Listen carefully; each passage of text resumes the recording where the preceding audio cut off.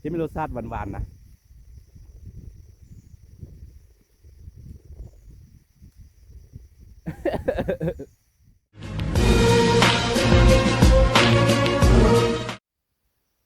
กินกินสบายดีทุกคนตอนนี้เฮาพาเจ้าบุญรอดเนาะพอดีเฮามาตามทางอ่ะนะพอดีเห็นมักไม้ปลานี่เฮาสิไปสวนเราเห็นมักไม้ปลานะมันมักแห้งขึ้นไปเลยอัลลูไปสวนสวนไอ้รอดเขาเอิ้นมักไม่อย่างตัวนึงคนก็กินได้กัน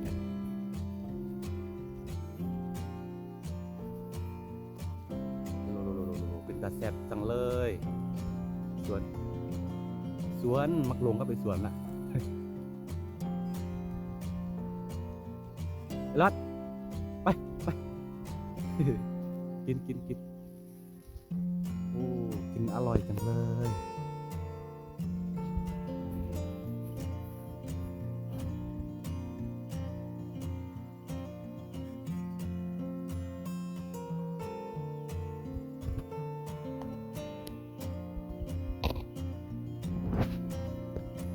เป็นมักไม้ปลาชนิดหนึ่งที่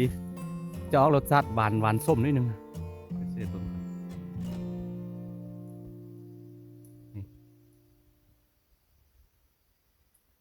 กินได้เลยคือกัน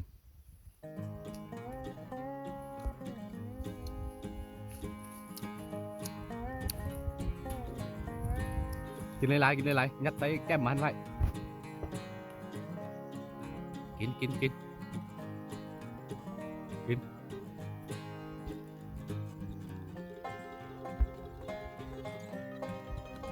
มันย่านงั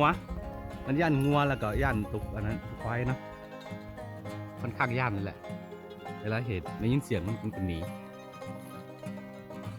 ฮัลโหลกินเป็นตาแซ่บจังเลย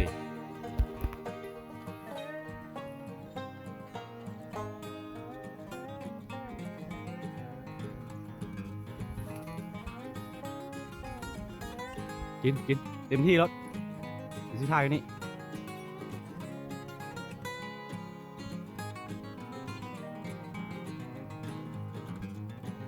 พี่ถ่ายอุ้มมาเลยกลับเลยหย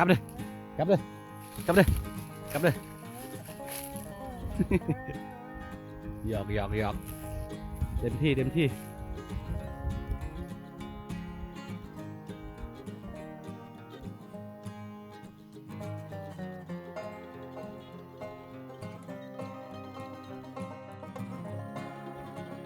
สโน่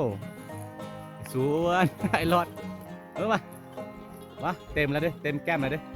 โอ้ลงมาปืน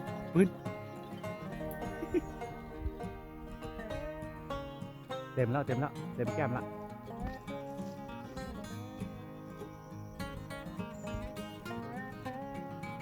โอ้กินหลายขนาดมันจะมีหลายต้นเด้อตัวนี้เนาะ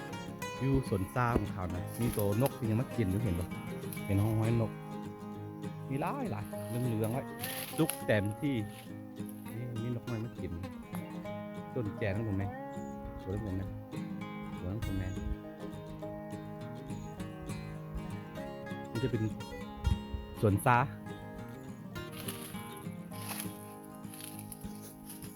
ในใดอิ่มบ่เบิ้งแก้มดูไปสวนมักลงกับไปสวนแหละรอดปะ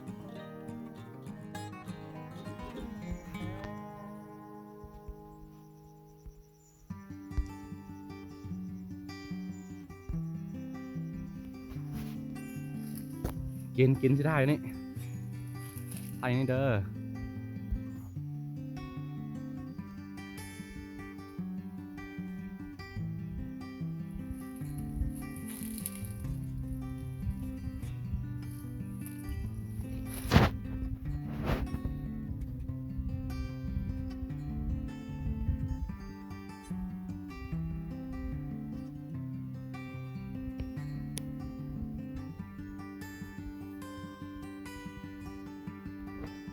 อิ่มแหละฮะอิ่มแล้วบอพี่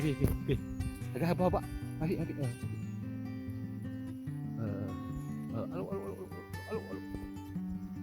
ลโหลแก้มเบงแล้วแก้ เต็มเบงละเต็มเบงละฮัลโหลฮัลโหลขึ้นไ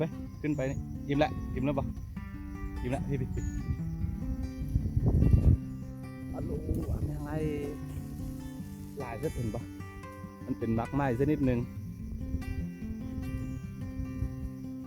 ที่มีรสชาติหวานๆนะ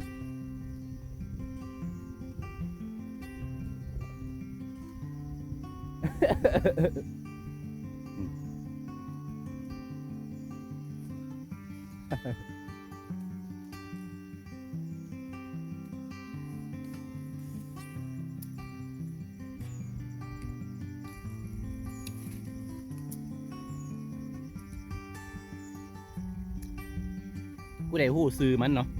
สามารถแนะนำคอมเมนต์ได้ใต้วิดีโอนี่เนาะเพราะคือพวกเคยได้ยินนะบางที่บางบนอาจจะบ่มีตัวนี้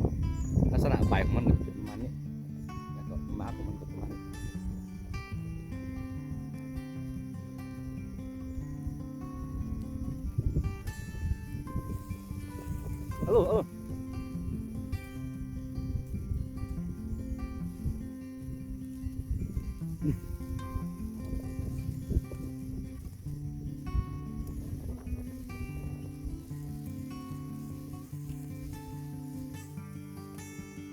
อ้าว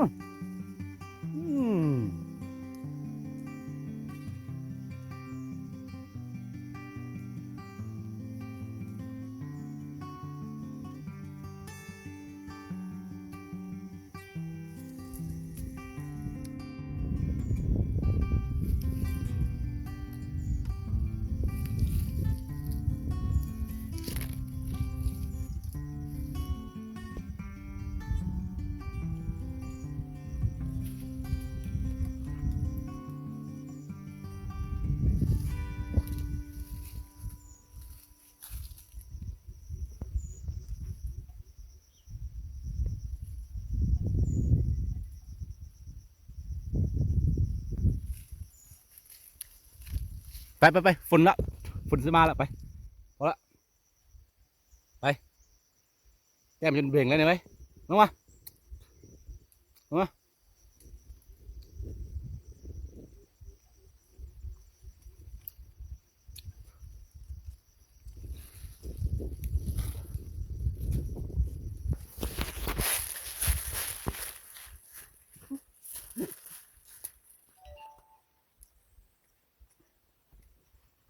นี่เด้อไป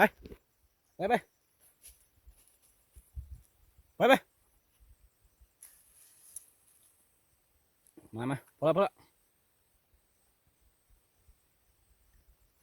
ไปมาเดี๋ยวมา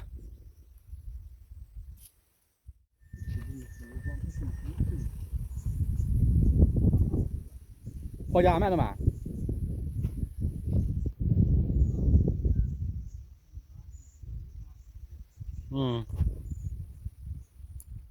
นี่คือเห่าแวะกลางทางเนาะแวะกลางทางให้มันกินนี่เห็นบ่เบิ้งเดี๋ยวจับไปเบิ้งบ่พี่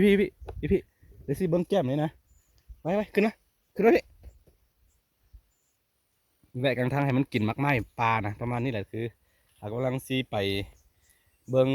ซีไปอันซวยเก่าซักเก่าให้นะพอของตุลีเนาะของเอ้ยนะแล้วสิไปซักเก่าให้หากบ่ได้ไปซักเราจะมาสิไปแต่งกินซวยมันอย่างบ่นะเราสามารถซวยมันอย่างให้ได้บ่สิไปซวยเขามาไป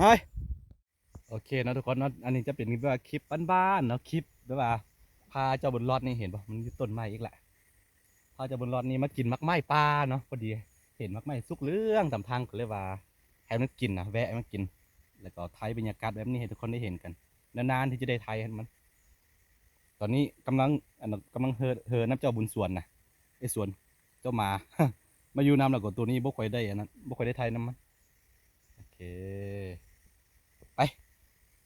พี่เบิ้งพี่โอเคทุกคนนะตอนนี้ก็